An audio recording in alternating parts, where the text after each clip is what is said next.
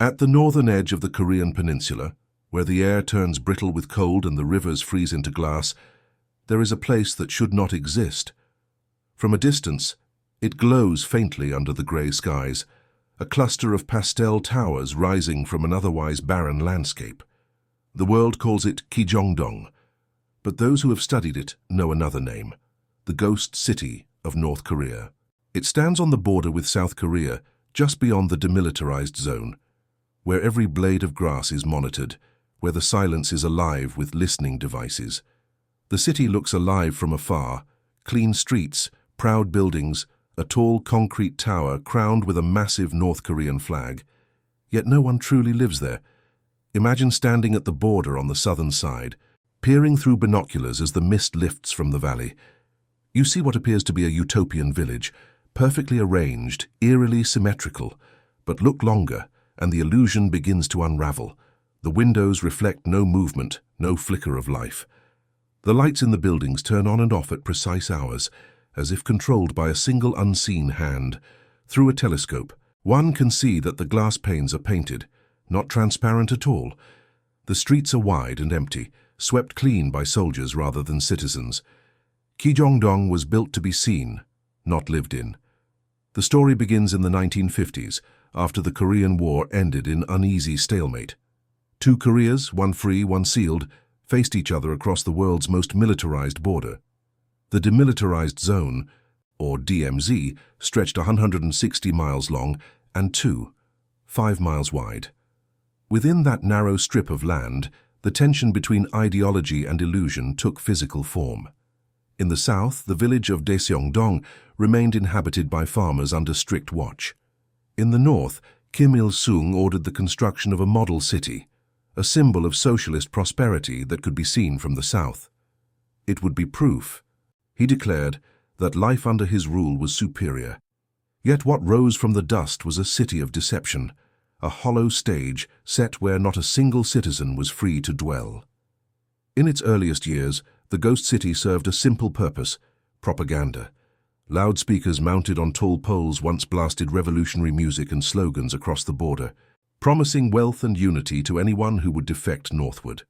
"Come home, brothers," the voice would echo through the valley. "See how our workers live in comfort, free from American chains." The sound carried for miles, breaking the night's silence like a ghostly sermon. For decades that voice never stopped, but the people it called to, the farmers, the soldiers, the watchers on the southern side, knew better. They had seen too many lives swallowed by that silence to believe in the music anymore. Yet time has a strange way of turning propaganda into legend. Today, few outsiders remember why the city was built.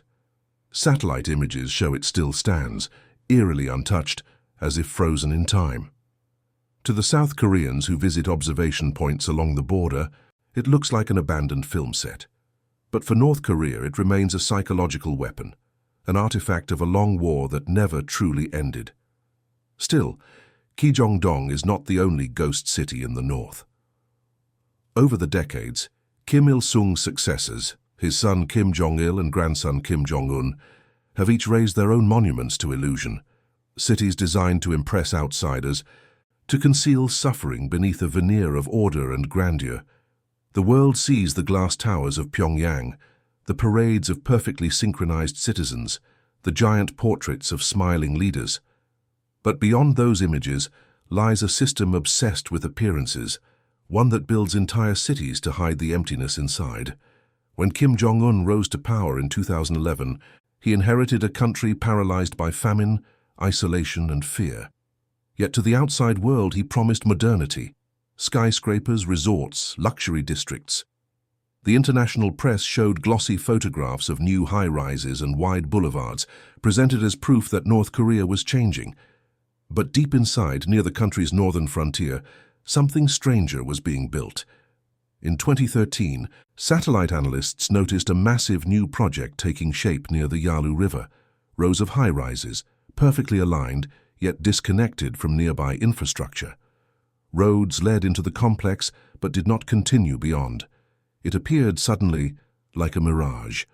And when Western experts tried to identify its purpose, the answers were contradictory. Some said it was a new industrial city. Others believed it was a showcase for foreign investors. But whispers among defectors told a different story, that it was another ghost city, constructed for appearances, not habitation. In North Korea, architecture is theater. Every building has an audience. When a city is built, it is not for the people who will live there, but for the eyes of those who must believe in it. And so, the illusion repeats itself, a pattern of control hidden behind concrete and steel.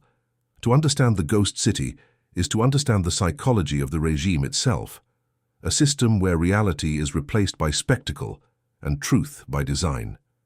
Inside Pyongyang, the capital, the same illusion takes grander forms. Visitors, carefully selected and guided, are driven through the city's cleanest streets, past polished facades and choreographed crowds. They are shown new apartment towers, amusement parks and fountains, but they are never allowed to see the outskirts, where the buildings decay and the power grid collapses each night. In this sense, all of Pyongyang becomes a stage, a living museum of propaganda. The ghost city of Kijongdong is merely its purest expression, the original model for a country that performs its existence to the world. But Kijongdong also has a deeper, more psychological purpose. For North Koreans who serve near the border, it represents an unreachable dream, a symbol of perfection that justifies their suffering. Soldiers are told that the buildings house happy families, that their own sacrifices defend that paradise. They are never allowed to approach it. To them, the city is real. Only the elite know the truth, that it is empty, that it has always been empty. The paradox is haunting. A city built to prove life exists becomes a monument to absence. Its windows stare across the border like unblinking eyes, reflecting a world it can never touch. At night, the massive flag atop the tower, one of the largest in the world, flutters in the wind, illuminated by spotlights. The sound of insects fills the air, and somewhere beyond the horizon, the loudspeakers still hum faintly, their messages now reduced to static. To understand why Kim Jong Un continues this tradition of ghost architecture, we must first understand his obsession with visibility. In a country where information is control, visibility is power. What the people see defines what they believe. By constructing dazzling, empty cities, the regime reshapes perception, both within and without. To the world, these cities project an image of progress. To North Koreans, they reinforce the myth of the leader's genius. It is not important whether anyone lives there. What matters is that they exist, that they can be photographed, displayed, celebrated. But beneath this spectacle lies something more tragic, the silent erasure of those who were forced to build it. In interviews with defectors who once worked on such projects, a recurring story emerges. Entire work brigades were sent to remote construction sites, sometimes for years, living in tents and rationing meager food supplies. The workers labored in freezing temperatures, often without proper tools, driven by slogans painted on wooden boards. When the buildings were finished, they were ordered to leave. They never saw their creation again. The city was sealed, its gates closed, its lights programmed to shine at appointed hours. Those who questioned the purpose of the project were reassigned or disappeared. Even today, satellite images reveal traces of similar sites, empty districts with perfect symmetry, scattered across the country's northern provinces. Some near mining towns, others near military zones. Always the same pattern, no traffic, no smoke from chimneys, no signs of life, just stillness. It is tempting to see this as absurd, a government wasting scarce resources on hollow facades. But to the regime, illusion is survival. Every image broadcast to its citizens reinforces the myth of prosperity. Every false city reminds them that they are part of a great modern nation, even if their own village has no electricity. To admit emptiness would be to admit weakness, and weakness is fatal in a system built on fear. Kijongdong, then, is more than a relic of the Cold War. It is the origin point of a national psychology, a blueprint for the performance of perfection. Its quiet streets mirror the quiet minds of those conditioned not to question what they see. In the North Korean worldview, reality is not discovered but declared, and the ghost city declares that the nation is strong, that its people live in harmony, that paradise is already achieved. Yet, beyond the rhetoric, there lingers an uncomfortable truth. When Western observers peer through binoculars today, they still see the same painted windows and the same flag tower, its foundation cracking under decades of wind and rain. The illusion persists, but the decay beneath it grows. Perhaps that is the most haunting part of all, that even the lies of the regime are slowly dying, their emptiness exposed by time itself. And still, the city stands, silent, watching, a monument to the power of belief and the cost of obedience. The closer one looks, the less sense it makes. The houses have doors but no doorknobs, curtains but no glass, balconies with no access points. It is as if someone had drawn a city from memory but forgotten how people live inside it, a place that exists only to be observed. For decades, foreign journalists have tried to get closer. None have succeeded. The DMZ remains impassable, except for a narrow corridor under military escort. The only way to glimpse Kim Jong Un is from the southern side, through a haze of heat and distance. From there it looks pristine. But those who know what lies behind the facade, the regime's obsession with control, its fear of exposure, understand that Kim Jong Un is not an anomaly. It is the purest reflection of the country itself. And perhaps somewhere in Pyongyang, Kim Jong Un looks upon it as his grandfather once did, not as a lie, but as a masterpiece, a symbol of endurance, a city that does not need life to prove its strength. The wind moves through the valley, carrying the faint echo of an old broadcast. The flag ripples, and the ghost city waits, patient, eternal, uninhabited. The story of North Korea's ghost cities is not just about architecture, it is about the human soul under total control. A system that constructs illusions to protect itself from collapse, a regime that builds emptiness to fill the void left by fear. The ghost city of Kim Jong Un may stand still, but it reflects a nation constantly pretending to move forward. And as we look at it from across the border, one question remains. If an entire country is built on illusion, what happens when the world stops believing? The answer lies somewhere beyond the parallel, in the silence between two nations, in the city that breathes without breath. From a satellite's eye, North Korea looks like a wound stitched in darkness. While its neighbors blaze with light, the land between the 38th and 43rd parallels remains dim, a faint pulse of electricity illuminating only Pyongyang. Yet, if you peer closer into that darkness, you can see strange geometries, grids of streets, plazas, and structures that resemble life but remain motionless. It is as if someone painted civilization onto the surface of the earth and forgot to animate it. These are the ghost cities. Kim Jong Un was the first, but it was never the last. Kim Jong Un, following the path of his father and grandfather, would inherit the obsession with spectacle and turn it into a strategy of control so intricate that even emptiness became a weapon. The illusion of prosperity has always been central to the regime's survival. In a world where borders are sealed and truth is contraband, appearance replaces reality. Kim Jong Un understood this instinctively. When he assumed power at 27, he faced a collapsing economy, sanctions and hunger that gnawed at the edges of society. Yet instead of feeding the people, he began feeding the image. New districts rose in Pyongyang, designed not for citizens, but for cameras. Satellite cities appeared near the borders, industrial complexes that never opened, and luxury resorts that would never host a single guest. To the state media, these were triumphs of socialism. To the people, they were unreachable dreams. In 2014, one such project captured international attention, Wisong Scientists Street, a supposed utopia for the nation's brightest minds. It was unveiled with grandeur, pastel towers, clean boulevards, statues of smiling scientists holding atom models aloft. State television broadcast the opening ceremony, with orchestral music and choreographed applause. But within months, defectors began whispering the truth. Many of those apartments were uninhabited, the electricity intermittent, the water supply erratic. The facade mattered more than the function. The regime's architects knew this. Their purpose was to prove that North Korea could build, that it could shine, even if no one lived in the light.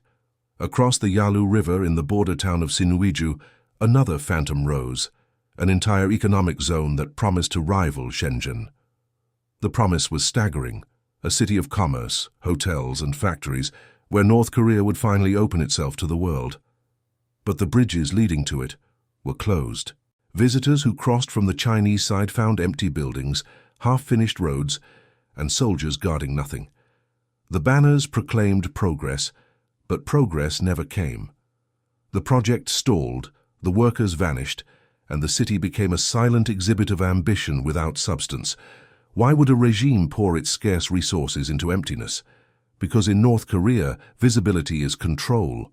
The government broadcasts images of these ghost cities across the nation as proof that the revolution lives. For the average citizen, forbidden from traveling freely, the sight of glittering towers on television is enough to sustain the illusion of success. The message is simple and constant. The leader provides, the nation prospers, and any suffering you endure is temporary, noble, and justified. The ghost cities are not mistakes.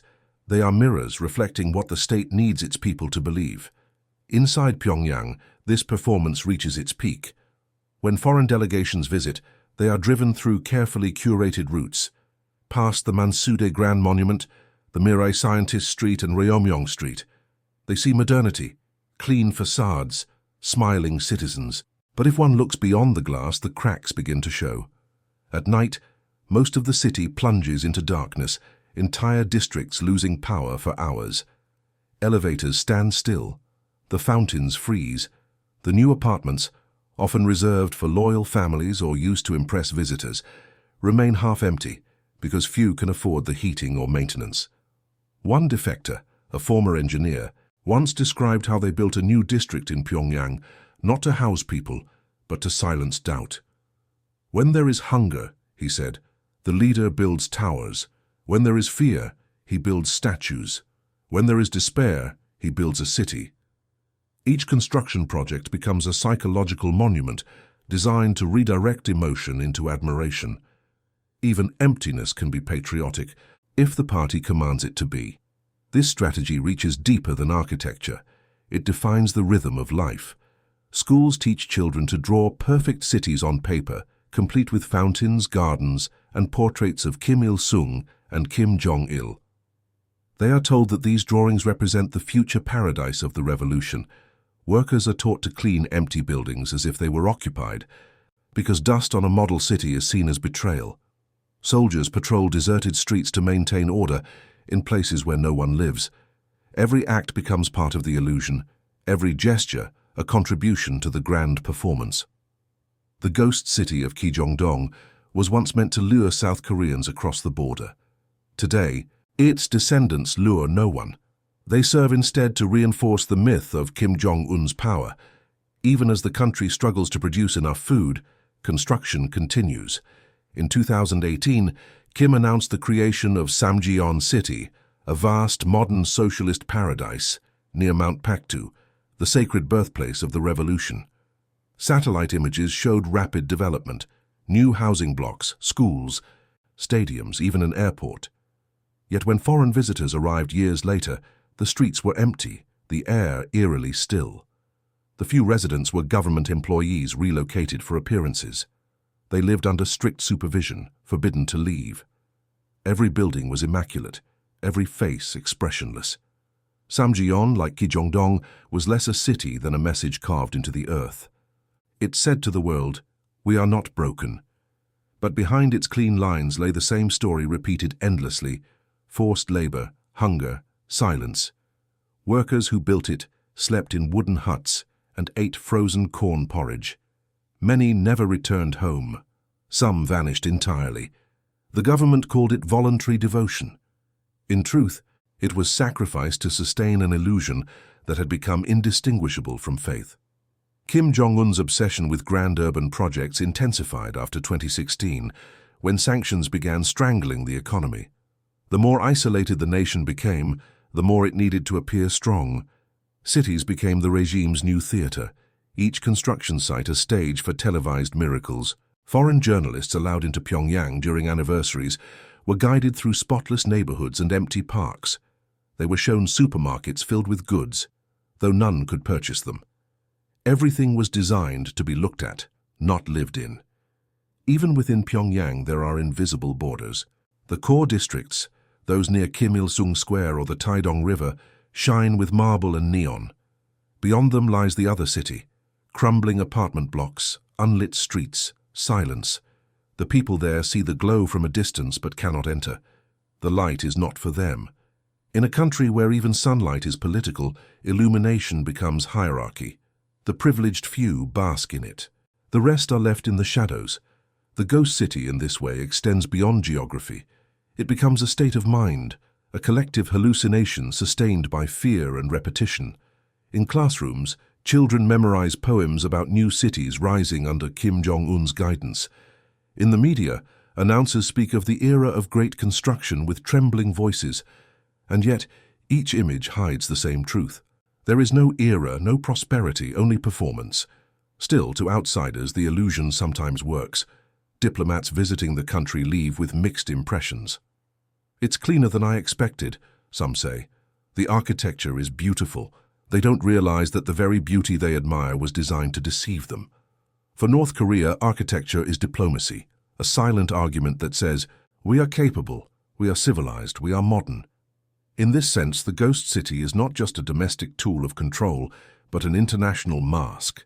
Behind closed doors, however, the cracks widen. Engineers and urban planners work under impossible conditions, ordered to complete skyscrapers in half the normal time, without sufficient materials. Cement mixed with sand collapses months later. Paint peels, water seeps through ceilings. But none of it matters as long as the façade stands long enough for a parade, a photograph, or a documentary aired on state television.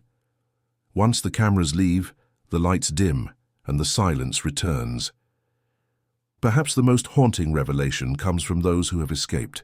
Defectors describe walking through entire neighborhoods that appeared new but were entirely deserted. We used to joke that ghosts lived there, one said. You could hear the wind knocking on the empty doors. They would pass by every morning on their way to labor camps or collective farms and see the flag above each building fluttering as if waving to no one. The regime forbade them from entering, calling these areas restricted. In truth, there was nothing to hide except emptiness itself. Even the regime's elite live surrounded by illusion. In central Pyongyang, the upper class occupies towers with modern interiors, but the power often cuts out, leaving them to light candles beside portraits of Kim Il-sung. When the elevators stop, they climb dozens of flights in silence. They know their privilege is fragile, dependent not on merit but on loyalty. They too live in a ghost world, luxury without freedom, comfort without meaning. The greatest deception, however, lies not in the cities themselves but in their purpose. Kim Jong Un does not build for people. He builds for memory. Each city, each tower, each square is a monument to his lineage, a physical manifestation of the myth that began with his grandfather. To destroy one would be to erase a part of that divine narrative. So they remain, even when they crumble, even when the people starve. The ghost city must endure because its existence sustains the illusion that North Korea itself endures unbroken. There is a chilling symmetry in this philosophy. The ghost city is empty, yet it lives on propaganda.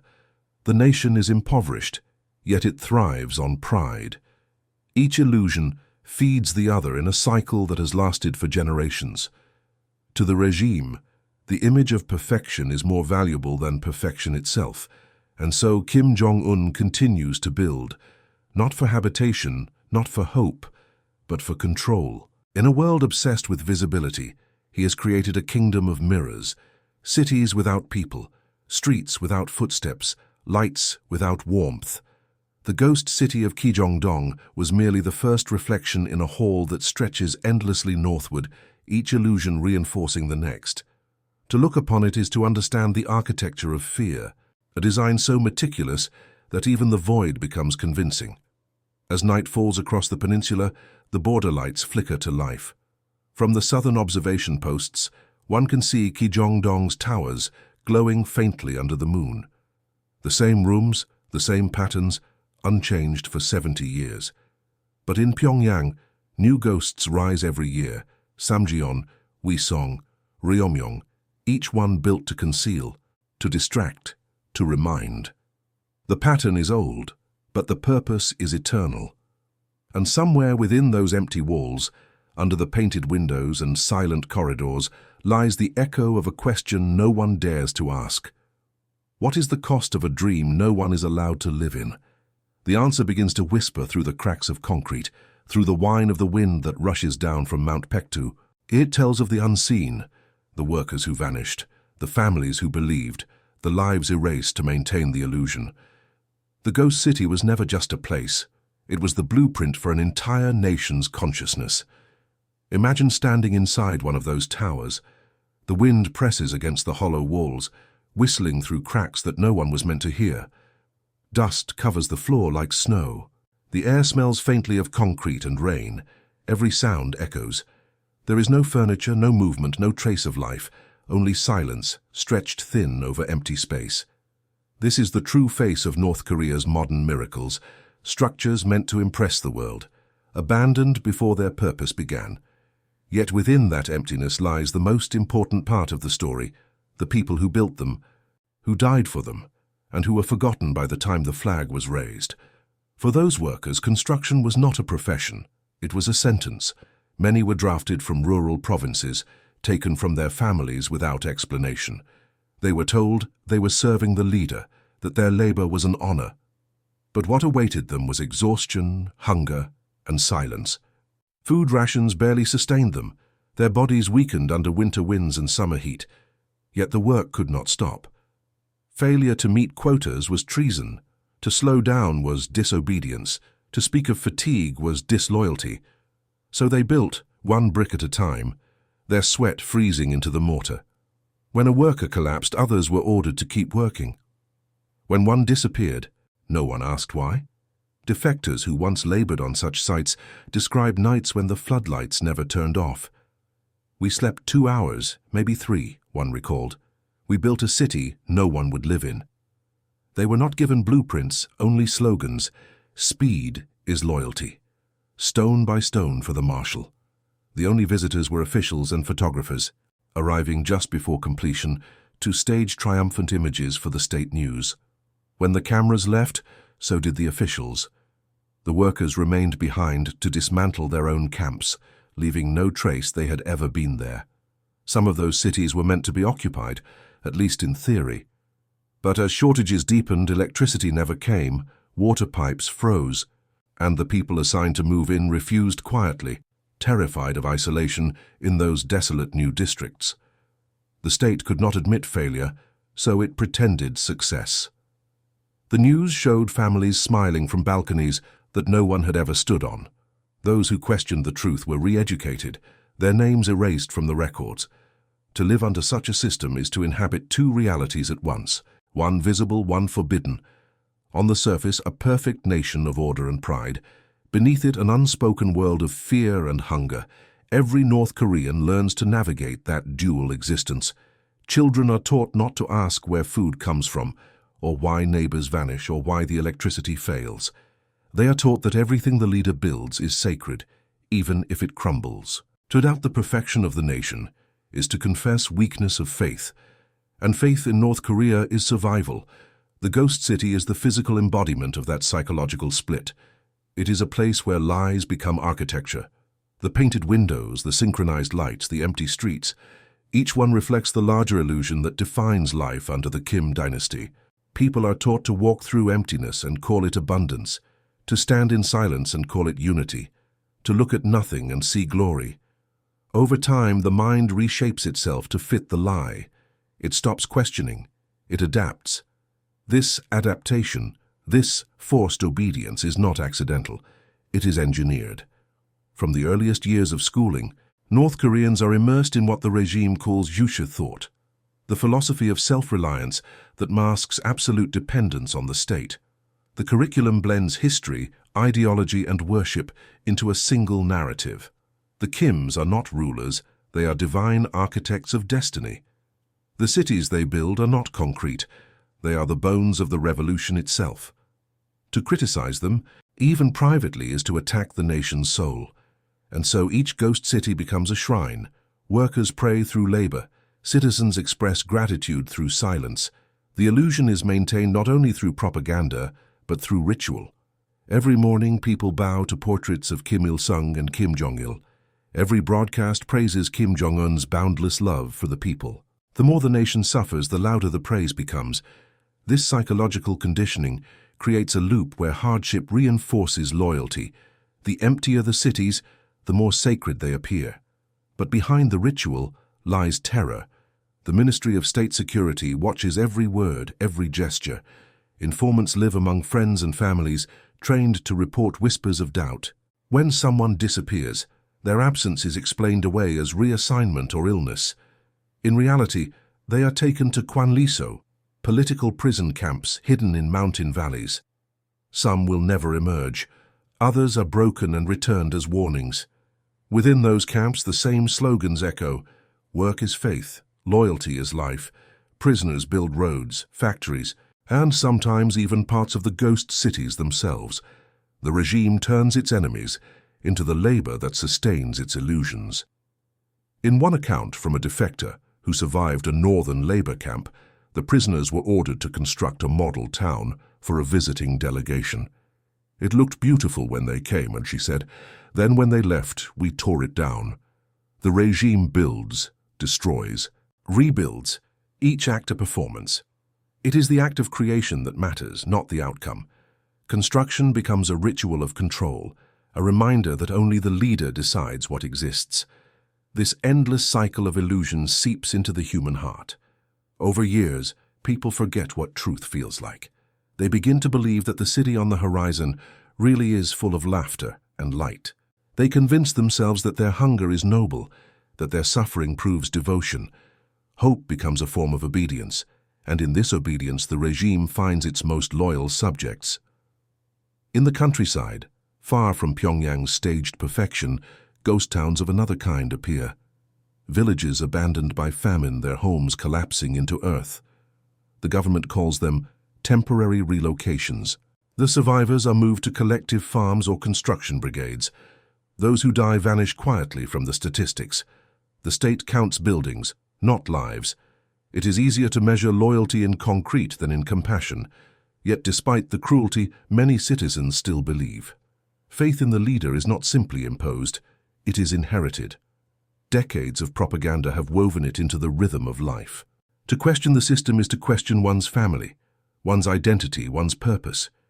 Even those who suspect the truth often stay silent, not out of ignorance, but out of love, for their parents, for their children, for the fragile peace that silence provides. The ghost city is not just a prison of walls, it is a prison of emotion. In Pyongyang, loyalty is rewarded with glimpses of privilege. Access to better rations, occasional electricity, the illusion of safety. But even there, fear lingers. When a high-ranking official is purged, his family disappears overnight. Apartments are emptied by dawn, names erased from mailboxes. The next day, workers repaint the doors and place fresh flowers in the lobby. No one asks where the tenants went. The building remains perfect, as if nothing happened. The illusion must not be broken. This obsession with appearance reaches grotesque extremes.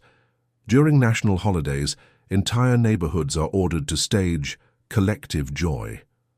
Citizens rehearse smiling and clapping for hours. They are filmed waving flags and releasing balloons. But once the cameras stop, the balloons deflate, and the faces return to their natural stillness. The laughter was rehearsed, the happiness dictated. Even emotion is scripted in the theater of the regime. When Kim Jong Un visits these newly built districts, the images broadcast to the nation show him smiling, inspecting apartments, praising progress. The people on screen cry tears of gratitude, but the buildings behind him are often hollow shells, their interiors unfinished, their utilities non-functional. The cameras never linger long enough for the illusion to unravel. The image is what matters. To outsiders, these spectacles may seem absurd, but within North Korea, absurdity is normality. The citizens learn to live inside contradictions without noticing them. They can know that a building is empty and still feel pride in its beauty. They can starve and still believe they are the happiest people on earth. This dual consciousness, this capacity to hold two opposing truths, is not madness. It is survival, It allows the human mind to endure the unbearable by reshaping it into purpose. Yet sometimes cracks appear. A child sees the border lights and asks why they shine brighter on the other side. A worker notices that the radio plays the same speech every day, word for word. A soldier stationed near Kim Jong Un realizes that no smoke ever rises from its chimneys. These small realizations, like hairline fractures, begin to spread. And when they do, the entire structure of belief trembles. The regime knows this danger. That is why the border is so heavily guarded, not only to keep people from leaving, but to keep truth from entering. Smuggled USB drives containing South Korean dramas and Western films circulate in secret. Those who watch them see, for the first time, a world beyond illusion, a world where lights stay on at night, where laughter is unscripted, where cities are alive. For many, it is unbearable. They realize they have lived their entire lives inside a ghost city, built not of concrete, but of lies. The punishment for such curiosity is severe. Arrest, interrogation, sometimes execution. But the seed of doubt cannot be unseen. Each new glimpse of reality weakens the architecture of fear. And so, even as the regime builds new cities, it begins to fear the cracks within its own walls. The ghost cities stand as monuments to control, but they also contain the blueprint for collapse. A system that depends entirely on illusion cannot survive the light. The moment someone truly sees, really sees, the painted windows, the emptiness, the silence, everything begins to fall apart. The question is not whether North Korea's ghost cities will crumble, but when the illusion that sustains them will. Until then, the performance continues. The workers still build, the towers still rise, the broadcasts still praise, and beneath it all, the people still whisper, quietly, cautiously, like wind through an abandoned corridor. In those whispers lies the faintest trace of rebellion, the memory of what it means to live, not pretend. And as the sun sets over Kim Jong Un, the lights flicker on once more, perfectly synchronized, perfectly meaningless. The world watches from afar, unaware that behind that flicker lies the weight of millions of unseen lives, each one trapped between belief and truth, each one part of the great illusion. The road to the northernmost edge of North Korea cuts through silence. It winds through valleys, where the mountains loom like sleeping giants, and the rivers run slow and brown. Few people travel here, and those who do are watched. The checkpoints increase as you approach the Yalu River, the natural border with China. Beyond that river lies a different world, one where lights burn freely and the air hums with electricity. But on the North Korean side, the air feels heavier, colder. And in this stillness, the truth begins to reveal itself. There, among the fog and pine forests, the new ghost city rises, Samjion. The regime calls it the model socialist paradise. To those who have seen it, it looks like something from another planet.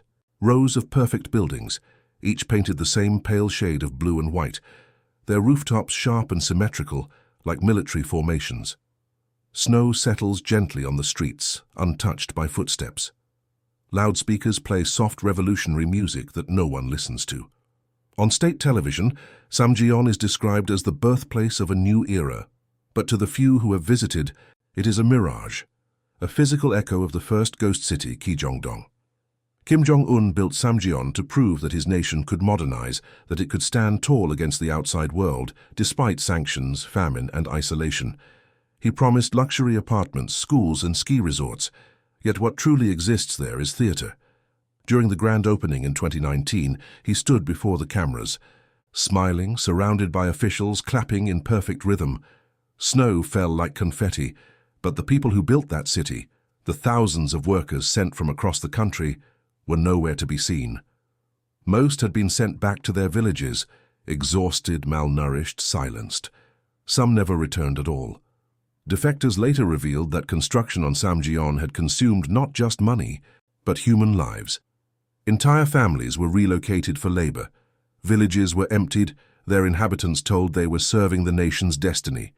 They worked 12-hour days with primitive tools, hauling frozen earth by hand. When one worker fell from scaffolding and died, the others were told not to stop. His body was removed in silence. It was said that the leader's vision could not be delayed, that even death was no excuse for disobedience. The result was a city that gleamed like perfection on the surface, but rotted beneath it. Many of the apartment buildings were constructed with low-quality materials. Their walls cracked before the paint dried. Pipes burst in the cold, yet none of this appeared in the news. The images released to the world showed only beauty, spotless facades and smiling citizens rehearsed for the camera. Every detail was curated, every frame designed to deceive. It is here, in Samjeon, that the illusion begins to break down. For decades, North Korea's ghost cities served as instruments of propaganda aimed outward, toward the border, toward the West. But under Kim Jong Un, the purpose shifted inward. These new cities were not built to impress South Korea or China. They were built to seduce North Koreans themselves, to make them believe that progress was real.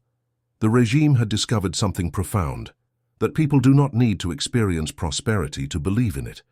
They only need to see it. When foreign visitors arrive, they are guided through Samjeon's center, a perfect boulevard lined with identical buildings, each window glowing softly at dusk. The guides speak of progress, of socialism's triumph, of the leader's generosity. Yet if one looks closely, the illusion frays. The same lights flicker on and off in synchronization, controlled by a single generator. The same few actors walk the streets, waving politely, then vanish when the cameras turn away. The silence feels rehearsed. Even the snow seems to fall on command. This strategy of illusion extends far beyond Samjeon. In Pyongyang, Kim Jong Un has constructed entire neighborhoods for symbolic power. The Mire Scientist Street, the Ryomyong Street, each unveiled with fanfare, each built in record time, each lined with high-rise towers few can enter. The names themselves, future scientists, prosperity, innovation, are propaganda disguised as geography. They are not meant to describe a place, but to dictate emotion. The citizen who walks past these towers must feel awe, not curiosity, gratitude, not envy. The architecture becomes ideology in stone. The truth, however, is visible to those who dare to look at night. From orbit, satellite images show Pyongyang glowing faintly in the darkness, a few concentrated spots of light surrounded by endless black. Most of the country remains unlit. The new cities are mere patches of artificial brightness in a sea of shadow, proof not of progress but of control. Each illuminated tower is a lighthouse of obedience, broadcasting loyalty into the void. Yet while these illusions serve the regime, they also expose its fragility.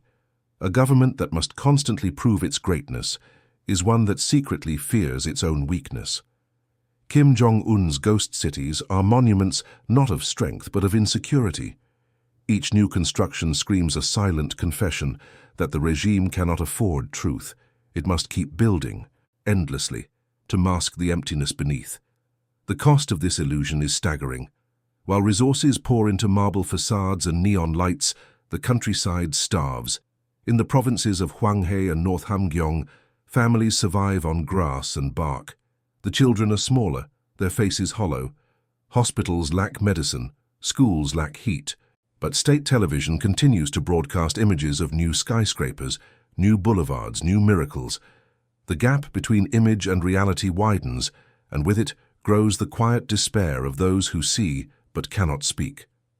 In recent years, the regime has even begun building ghost cities near military zones, isolated compounds hidden in valleys and forests. Satellite analysts believe these sites are designed to simulate urban environments for testing and training. Yet others suspect a more chilling purpose, psychological experiments in control and surveillance. One defector described being assigned to a construction site that resembled a town but had no name. Cameras lined the streets. Every movement was recorded. It was not a city, he said. It was a cage built to look like freedom. Such places blur the line between architecture and punishment. The state constructs illusions not just for propaganda, but for study, to observe how people behave when surrounded by artificial perfection. The results feed back into policy, shaping the next iteration of control. North Korea has become an endless laboratory of obedience, its citizens unwitting subjects in a grand psychological experiment. To understand this system fully, one must see its spiritual dimension. For the regime, construction is not merely political, it is sacred. Each building is offered to the memory of the Kims. When a new district is inaugurated, the ceremony includes oaths of loyalty, hymns to the ancestors, and declarations that the leader's vision has been fulfilled. The city becomes a temple, its emptiness sanctified by ideology. Workers bow before statues and swear to protect their creation with their lives. In this way, illusion becomes faith. But faith, no matter how fervent, eventually meets the real world. The ghosts cannot hide forever. Defectors who escape to China often describe their first shock not in words but in silence. They speak of standing on the Chinese side of the Yalu River and seeing real cities for the first time, lights in every window, people walking freely, laughter unguarded. "I thought I was dreaming," one said. "I realized our entire country was made of lies." That moment of awakening is irreversible. Once seen, the ghost can no longer terrify. For the regime, this is the greatest threat. Not invasion, not sanctions, but revelation. A single glimpse of truth can unravel decades of control. That is why access to the internet is forbidden, why foreign media is punishable by death, why even the word freedom is treated like a weapon. The illusion must remain intact, no matter the cost. Still, the world is changing faster than the regime can build. Smuggled phones connect citizens to whispers of reality. Soldiers stationed along the border catch radio broadcasts from China and South Korea. Traders bring stories across the river. Each new piece of information strikes at the heart of the ghost city's power, and somewhere deep within the regime's polished towers, officials know this. They know that the walls they have built are cracking. Even Kim Jong Un himself must sense it, that his empire of light and marble stands on fragile ground. Reports from within Pyongyang suggest that he now rarely appears in public without strict choreography. Every camera angle is pre-approved, every building in the background selected for perfection. He smiles before the lenses, but his eyes are tired. Perhaps he understands that he has become trapped inside his own illusion, a ruler of shadows who must keep performing lest the darkness swallow him too. The ghost city, once a tool of propaganda, has become a mirror reflecting the regime's deepest fear. Kijongdong, Samjiyon, the empty towers of Pyongyang, they are all fragments of a larger story, a nation building walls around its own imagination. And in the end, those walls will collapse not from bombs, but from the quiet weight of truth. From the southern side of the DMZ, tourists still peer through binoculars toward Kijongdong. They see the same skyline that stood 70 years ago, the same empty houses, the same flag fluttering in the wind. Nothing has changed. Yet beneath that stillness, the regime's machinery grinds endlessly, desperate to maintain a lie that no longer convinces even its own creators. The illusion continues, but the audience has begun to disappear. The people no longer look to the towers with pride.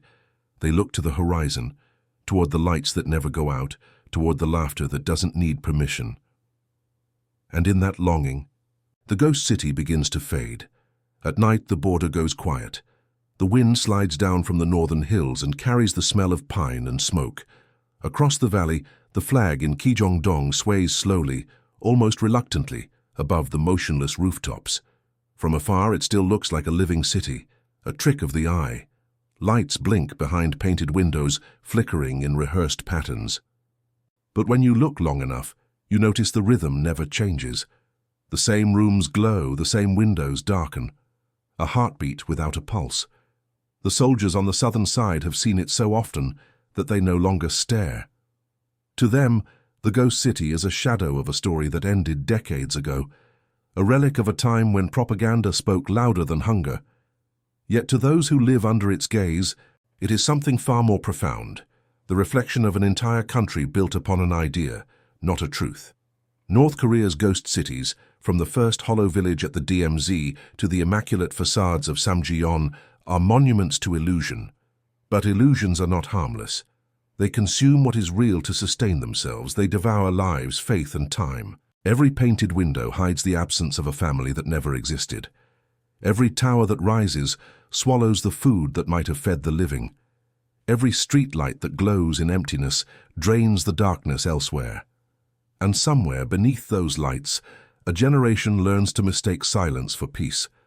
To live inside such a system is to forget the difference between pretending and believing. Over time, pretense becomes survival. When every citizen must smile, the act of smiling turns sacred. When every building must shine, the absence of darkness becomes patriotic. Truth dissolves into performance. The entire nation becomes a stage where every gesture is rehearsed, and every word must affirm the script written decades ago by a family that claimed divinity. There are no rebels in the ghost city because rebellion requires an audience. The eyes of the regime are everywhere, in classrooms, in factories, even in thought.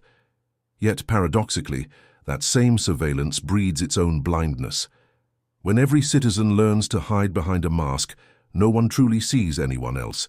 Fear becomes the national language and silence its most fluent dialect. Those who escape describe North Korea not as a place, but as a memory that follows them. They speak of dreams where they walk through perfect streets that echo with no sound. They wake to the realization that the city was always empty, that even their memories were designed by someone else. A defector once said, "We did not know we were ghosts too." Her words linger like smoke. Kim Jong Un's ghost cities are, in truth, reflections of himself. Like Kim Jong Un, his power shines brightest when seen from afar. The closer one gets, the more the illusion falters. His speeches promise light, but his nation is covered in darkness. His skyscrapers reach for the heavens, but their foundations crumble in silence. He stands before cameras, smiling, while the people behind them bow deeper to hide their despair. A ruler surrounded by applause that means nothing, ruling a stage he cannot leave. And yet, for all its control, the regime cannot fully erase the human heart. Beneath the fear, something still flickers. It lives in whispers exchanged under blankets, in the secret viewings of banned films, in the prayers uttered without words. A farmer bearing a handful of rice for his neighbor. A soldier lowering his rifle when no one is watching. A mother telling her child that someday they will see a place where the lights stay on all night. These are small rebellions, quiet and fragile, but they carry more truth than all the monuments combined. The regime has built walls to divide truth from illusion, but walls cannot contain longing. Longing slips through everything, through the cracks in concrete, through the radio static, through the cold. It crosses the Yalu River at night, carried by those who risk everything to escape.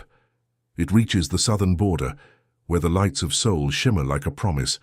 It is this longing that threatens the regime more than any army, because it cannot be shot, imprisoned, or buried.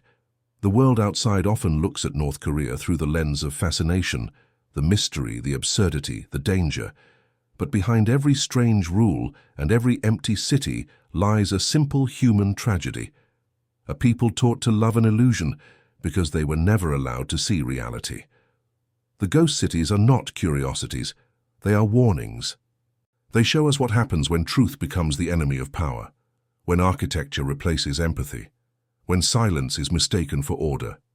To walk through Pyongyang today is to experience this contradiction in real time. The streets are clean, the statues flawless, the murals freshly painted. The people move in perfect synchrony, their faces composed. But if you look carefully, you see the weariness in their eyes, the slight tremor in their hands. They know what they must say. They also know what they cannot. The entire city breathes in rhythm with fear. Inhale obedience, exhale survival. And still, the illusion continues. Each year brings another construction, another gift from the leader, another miracle to be televised. The cranes never stop. The speeches never change. Even as the country starves, the skyline grows. But every illusion, no matter how carefully built, eventually collapses under its own weight. Concrete cracks, paint fades, lies exhaust themselves. History has a way of reclaiming what fear tries to bury. The Soviet Union's statues now rust in open fields. The monuments of empire crumble into dust. North Korea's ghost cities will meet the same fate. One day, perhaps sooner than anyone expects, the power will fail for the last time. The lights in Kijongdong will flicker once more and then go dark forever. The silence that follows will not be the silence of fear but of truth. The moment when illusion finally breaks and reality breathes again. When that day comes, The people will walk into their own cities for the first time. They will open doors that were never meant to be opened. They will see the rooms behind the painted windows and realize there was nothing there at all. And in that emptiness, they will find freedom, not as a gift from the outside world, but as something that was always waiting inside them. Because the greatest lie of all is not that the cities were full, it is that the people were powerless. For generations, the regime has told them they were too weak to survive without control. But every lie needs believers, and belief can die. The human spirit does not vanish in silence, it hides, it waits. And when the illusion finally collapses, it will rise again, uninvited, unstoppable. The ghost cities, those monuments to deception, will stand as ruins, reminders of how power once tried to mimic paradise. The world will come to see them not as symbols of strength, but as gravestones for a nation that mistook obedience for peace. Grass will grow through their streets, birds will nest in their towers, the wind will move freely through what was once sealed. And somewhere, perhaps near the border, a traveler will stand at dawn and watch the sunlight hit the empty facades of Kim Jong Un. The flag will be gone. The buildings, pale and cracked, will cast long shadows over the earth. There will be no music, no slogans, no guards. Only the sound of the wind moving through the hollow rooms, whispering stories that were once forbidden. He will walk through those streets and hear the echo of what once was, the songs, the speeches, the lies, and he will understand that this city, this ghost, was never built to deceive the world. It was built to deceive itself. Because in the end, the most dangerous illusion is not the one that fools others. It is the one that convinces you that the illusion will last forever. The ghost city still stands, but its silence has changed. It no longer guards secrets. It holds memory. It reminds the world that power built on fear can command silence, but never truth. The towers may crumble, but the truth endures, quiet, patient, eternal. And somewhere, as night falls across the 38th parallel, a light burns not in a building, but in a mind. The first light of understanding. Faint yet unyielding, the illusion fades, the ghost dissolves, and what remains is the beginning of something real.